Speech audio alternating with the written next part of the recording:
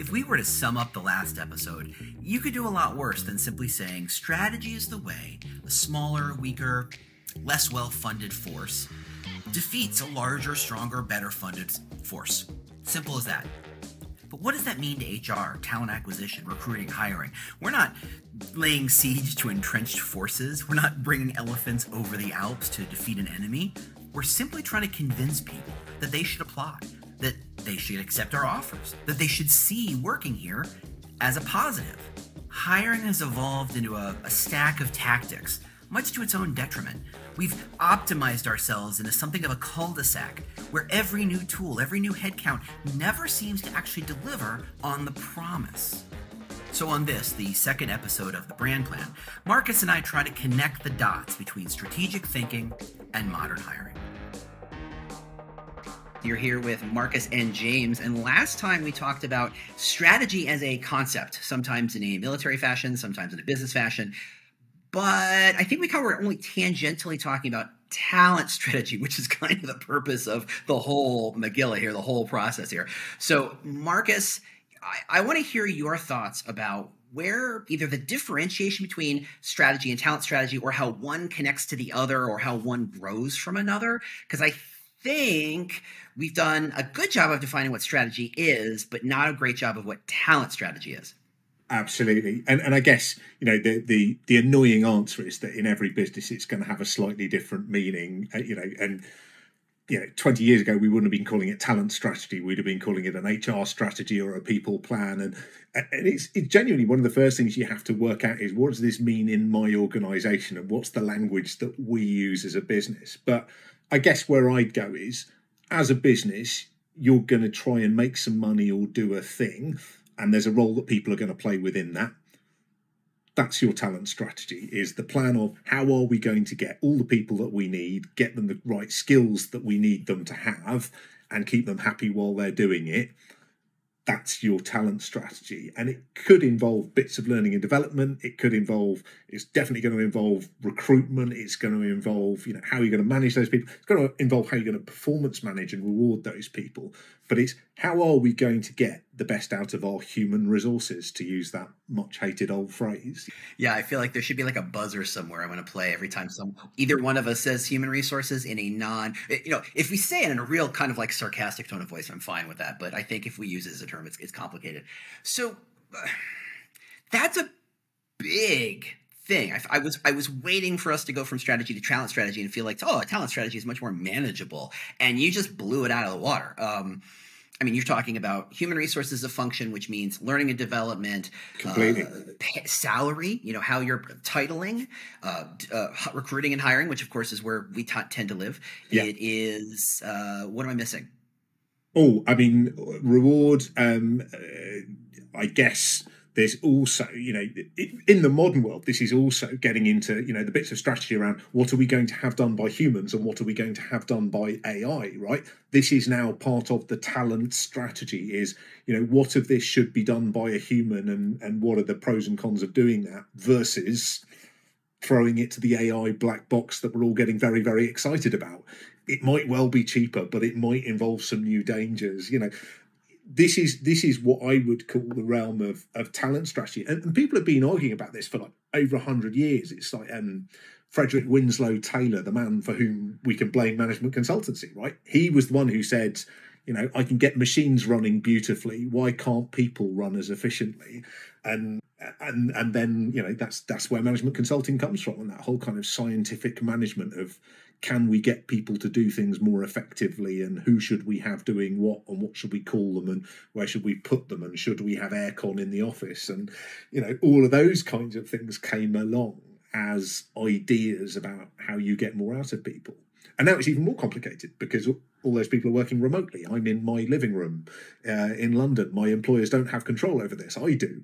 And that becomes another level of complexity again.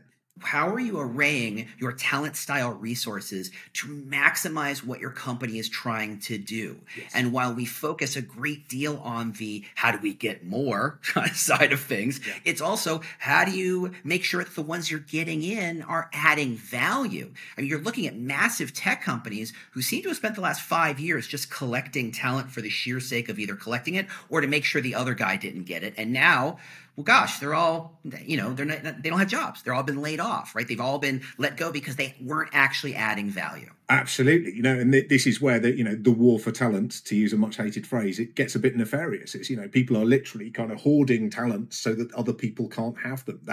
That's definitely a thing in niche skill areas in IT, that there are a lot of companies have been hogging staff without really knowing why they're doing it, just because if we don't, someone else will, and perhaps we ought to have them. And the people who did that early on with AI are now feeling very, very smug. Whereas, people who hired enormous amounts of people for their massive move into the metaverse are perhaps reconsidering whether that was really worth the investment, and Not to name a name. So in terms of talent strategy, I think of it in terms of how do we array the talent that we have and the talent we can bring in to maximize our resources? And I think it's a complicated question, if for no other reason than there's a lot of evidence to say there are big tech companies who've spent the last 5 years collecting talent that they didn't have immediate need for, right? They said, better to have that person than to not, or a little more cynically, I'm going to have them so that other company that I hate can't have them. And that's why we're in a place where when things get a little tighter, you start to see a huge release of talent back into the world. Absolutely. These are the organizations that have taken, the nefarious tactics in the war for talent, and they've decided, right, I'm going to hoard this simply so that you can't have that person. And in niche skill areas or things that you think are going to be the next tech big thing, that's maybe a smart thing to do. So a lot of people will be feeling pretty smug about, I've managed to sort of hire and hoard all this AI talent, as we've all now suddenly got very excited about the possibilities.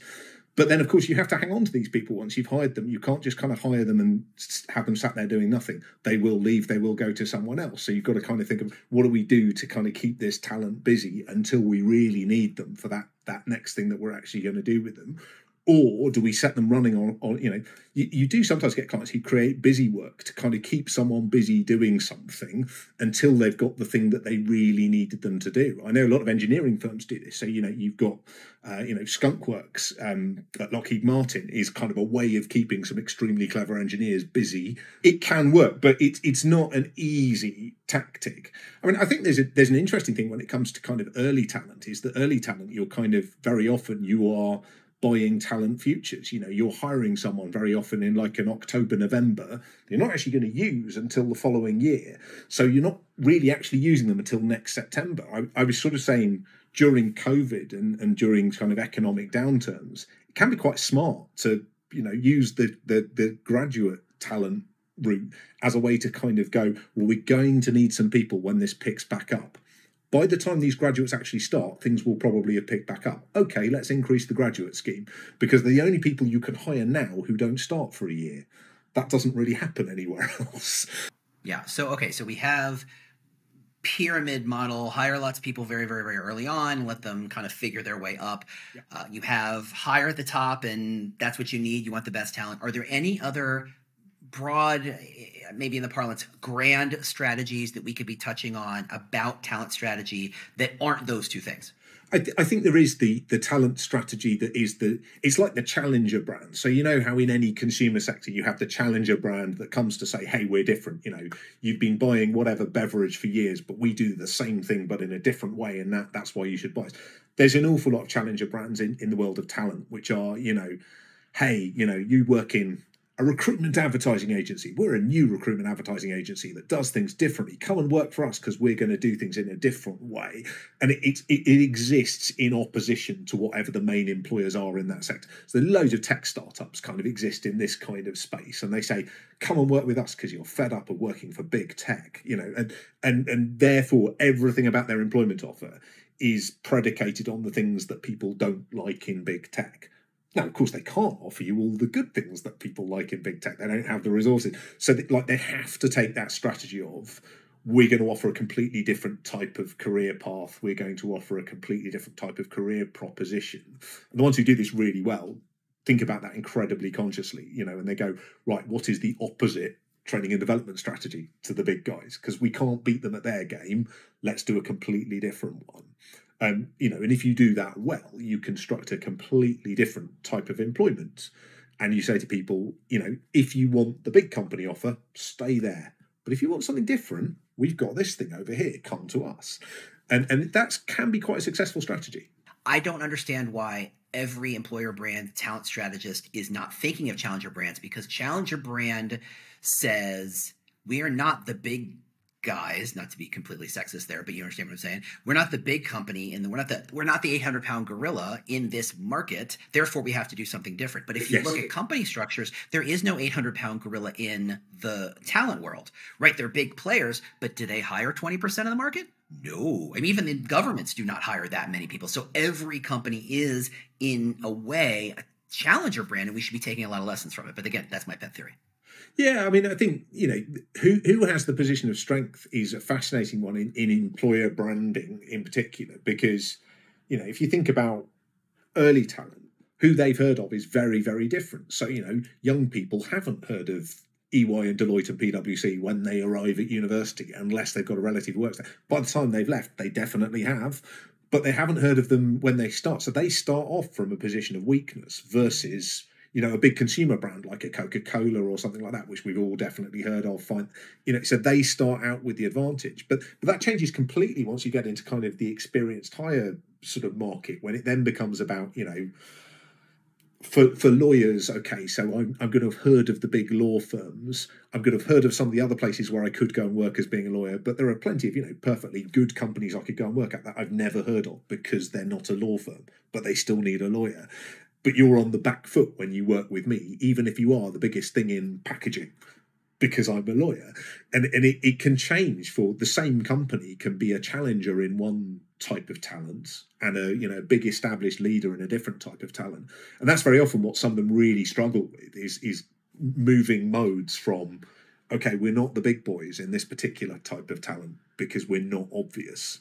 Whereas in this type of talent, we've been doing some fascinating work with KFC hiring tech talent. Now, we've all heard of KFC, but you don't necessarily think of them as tech. They're a huge tech employer. They don't necessarily spring to mind if you're a tech person, even if you're going to lunch there every day. You don't necessarily think of them.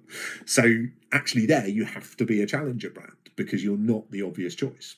There is going to be debates within companies about what do we want to have done by humans and what do we want to have done by an AI.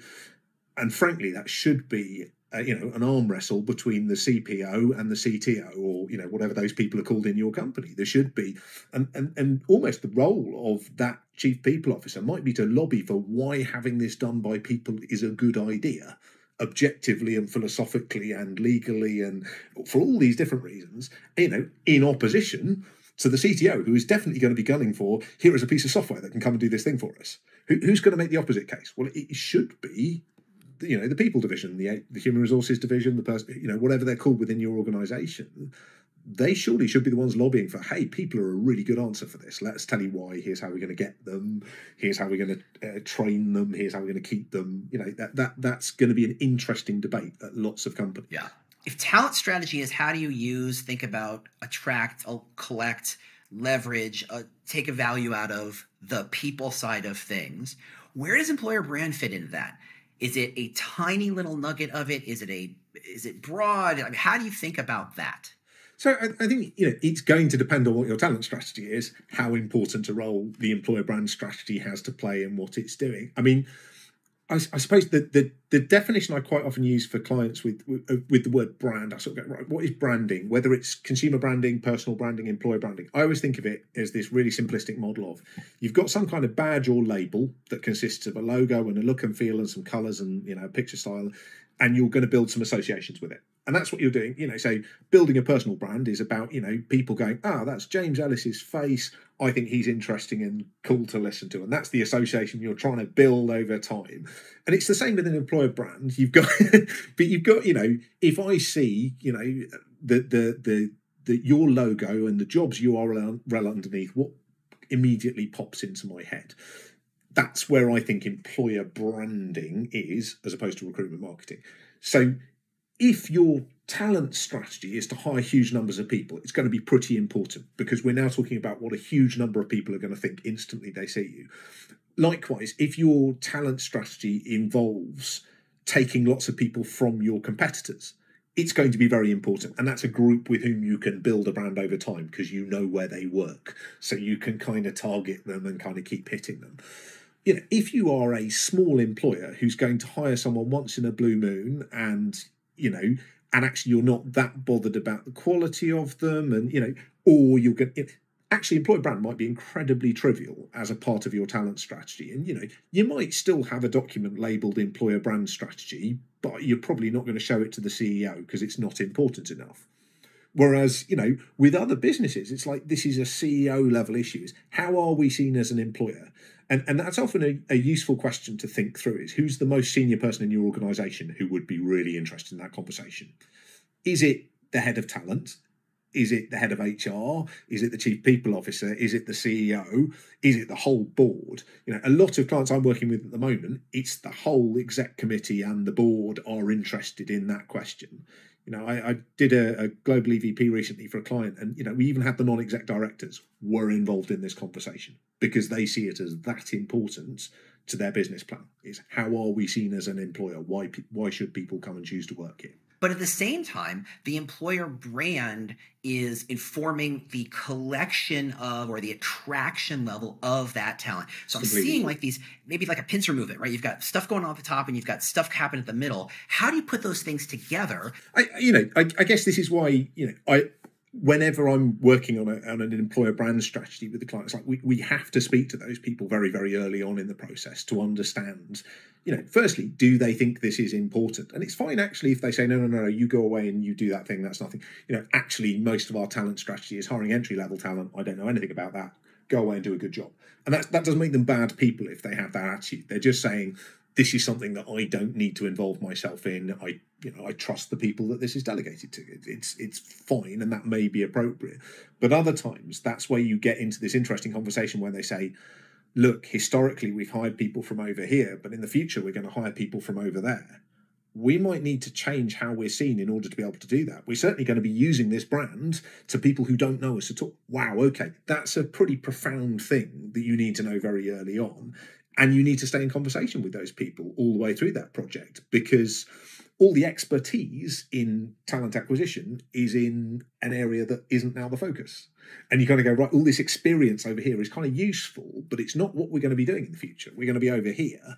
So actually, you know, we need to kind of think a little bit bigger and a little bit wider. We might need to try things that we haven't done before, or even things that we did before that didn't work over here, but that might work out. We might have to revive some things we've tried before, because now we're hold on. So you've got the strategy idea, and then you've got the arraying and aligning of resources to activate that strategy, but the actual work is still getting done all over the map. Oh, completely. Absolutely. I mean, you know, always, I think the easy bit in some respects, in terms of the least number of people involved, is usually in the external recruitment marketing, right? There's normally a relatively small number of people. You can write a list of them who are doing that for your organization, even at a very, very big company. That'll be a long list, but you could write that list. Whereas, like, if you're talking about internal communication of an employer brand, wow, that's now every line manager in your organisation. That becomes a vastly more difficult list to write, and certainly not a list of people you could contact and say, hey, please use this employer brand guide. It's not going to happen.